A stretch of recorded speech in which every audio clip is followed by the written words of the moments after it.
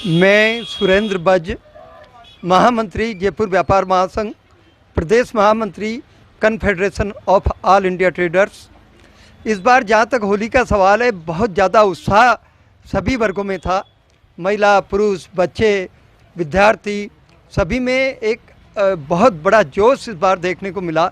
और सबसे बड़ी बात ये थी कि इस बार चाइना के जो प्रोडक्ट थे वो बाज़ार में नहीं थे, बल्कि स्वदेशी प्रोडक्ट बाज़ार में थे। और सभी जगह पर इनका विशेष रूप से ध्यान रखा गया कि हम स्वदेशी प्रोडक्ट का ही उपयोग करें। और इस बार रंगों का विशेष रूप से गुलाबी है, हरा है, जो रंग पारंपरिक रंग हैं उनका विशेष रूप से ध्यान रखा गया। अच्छा, कल तो क्या महिला दिवस ही था, और महिला दिवस एक दिन में बांधना उचित नहीं लगता, तो महिला दिवस पर महिलाओं के नाम, देश के नाम, राष्ट्र के नाम, नागरिकों के नाम क्या संदेश? देखिए, हमारी संस्कृति में 365 दिन ही महिलाओं के नाम हैं। हमारी माताएं, हमारी बहनें जो हमारे परिवार को सुचारू रूप से चलाती हैं, जो उनके आधार स्तंभ है। आज हमारी सनातन संस्कृति को अगर किसी ने रक्षा की है तो ये महिलाओं ने रक्षा की है। आज सुबह पहले उठ कर के परिवार के हर चीज़ का ध्यान रखना, परिवार के हर सदस्य का ध्यान रखना, और यहाँ तक कि वो महिला इस बात का भी ध्यान रखती है कि कोई भी खाने पीने की चीज़ ऐसी नहीं चली जावे जिससे मेरा कोई भी परिवार का सदस्य बीमार हो जावे, उसका विशेष ध्यान रखना, कब किसको चाहिए इस बात का ध्यान रखना। तो कल महिला दिवस था, लेकिन महिलाओं के लिए भारतीय संस्कृति में हमेशा उच्च स्थान रहा है और हमेशा महिलाओं का उच्च स्थान रहेगा। और हमारे यहाँ पर तो भारतीय संस्कृति में उनका विशेष रूप से महत्व है। और इसके अलावा कोई ऐसी समस्या से वापस जो आप कहना चाह रहे हो कि जूझ रहे हो नहीं रही है, वही समस्या वापस वैसी की वैसी बनी हुई है, या कोई ऐसी योजना जिससे आपके व्यापारियों को भी लाभ हो रहा हो? देखिए, अभी हमारी स्मार्ट सिटी के जो सीईओ हैं उनसे भी बात हुई, हमारी सरकार से भी बात हुई, और जो किशनपोल क्षेत्र के विधायक हैं अमीन कागजी साहब, उनसे भी बात हुई। हमने सबको ये निवेदन किया है कि अभी जो कुछ घटनाएं देखने को मिली है, अभी आपने देखा होगा 2-3 दिन में कहीं पर महिलाओं के एक्सीडेंट हो गए। गांधीनगर थाने के पास में ही गांधीनगर सर्किल पर विकास गवलानी नाम के 21 साल के युवक का सुबह 6:30 बजे एक्सीडेंट हो गया, और वो उस एक्सीडेंट में एट दी स्पॉट खत्म। आवासीय कॉलोनियाँ हैं और मार्केट्स हैं, यहाँ पर सीसीटीवी कैमरे लगाए जाने चाहिए, और स्मार्ट सिटी के तहत वहाँ पर सीसीटीवी कैमरे लगे और उनकी मॉनिटरिंग संबंधित थानों से हो, जिससे कि व्हीकल चलाने वालों में भी ये एहसास हो कि अगर मैंने कहीं भी स्पीड को ब्रेक किया या गलत ढंग से ओवरटेक किया तो कैमरे में आ जाएगा और मैं पकड़ा जाऊंगा, और अपराधियों में भय व्याप्त हो। तो इसके लिए ज़रूरी है कि सब जगह सीसीटीवी कैमरे हों और उनकी मॉनिटरिंग संबंधित थाने से हों, जिससे कि सबसे बड़ी चीज़, अगर किसी देश को चाहिए, किसी राज्य को चाहिए, किसी शहर को चाहिए, तो लॉ एंड ऑर्डर की सुरक्षा चाहिए। नागरिकों के लिए लॉ एंड ऑर्डर बहुत ज़रूरी है।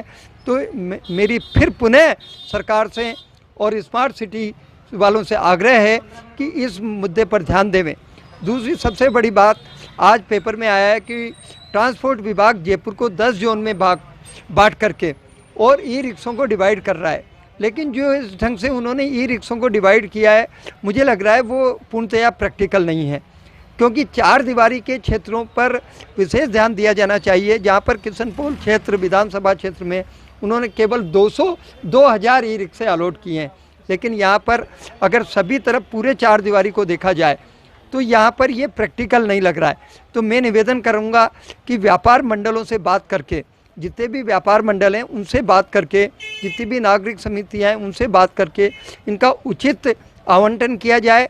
केवल ई रिक्शों का ही कलर निर्धारित नहीं किया जाए, बल्कि जो ई रिक्शा चालक हैं वो भी वर्दी में होने चाहिए।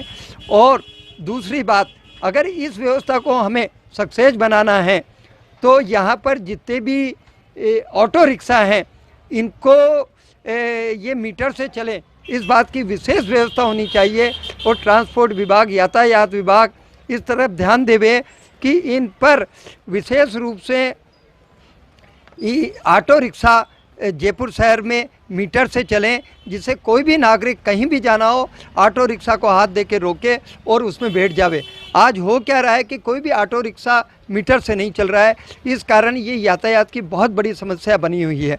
तो एक तो ई रिक्शों का आवंटन प्रैक्टिकल हो, दूसरा ई रिक्शे की जितने भी चालक हैं वो वर्दीधारी हों, और तीसरा ये जितने भी ऑटो रिक्शा हैं ये मीटर से चलें। तीसरी समस्या हमारे सामने सबसे बड़ी आ रही है बाज़ारों में। इस समय अगर आप चार दीवारी के बाज़ारों में देखें तो ट्रैफिक के कारण बड़े धीमी रफ्तार से चलता है, तो यहाँ पर ये प्रैक्टिकल नहीं लग रहा है। तो मैं निवेदन करूँगा कि व्यापार मंडलों से बात करके, जितने भी व्यापार मंडल हैं उनसे बात करके, जितनी भी नागरिक समितियाँ हैं उनसे बात करके इनका उचित आवंटन किया जाए। केवल ई रिक्शों का ही कलर निर्धारित नहीं किया जाए, बल्कि जो ई रिक्शा चालक हैं वो भी वर्दी में होने चाहिए। और दूसरी बात, अगर इस व्यवस्था को हमें सक्सेस बनाना है तो यहाँ पर जितने भी ऑटो रिक्शा हैं इनको ये मीटर से चलें, इस बात की विशेष व्यवस्था होनी चाहिए। और ट्रांसपोर्ट विभाग, यातायात विभाग इस तरफ ध्यान देवे कि इन पर विशेष रूप से ऑटो रिक्शा जयपुर शहर में मीटर से चलें, जिससे कोई भी नागरिक कहीं भी जाना हो ऑटो रिक्शा को हाथ दे के रोके और उसमें बैठ जावे।